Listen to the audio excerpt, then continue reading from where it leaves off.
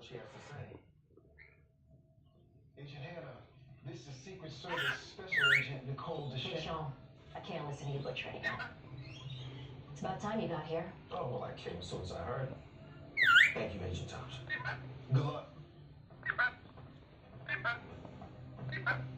He's a piece of work.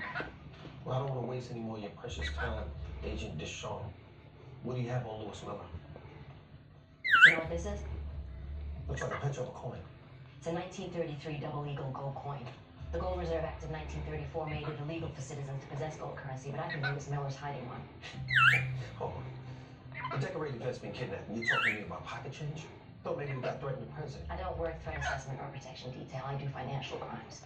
This is hardly pocket change. In 2002, a double eagle was legally auctioned for $7.5 million.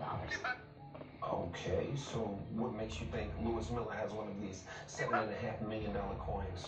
Even though the 33 never made it into circulation, several coins still ended up with collectors. The Secret Service has spent decades tracking them down.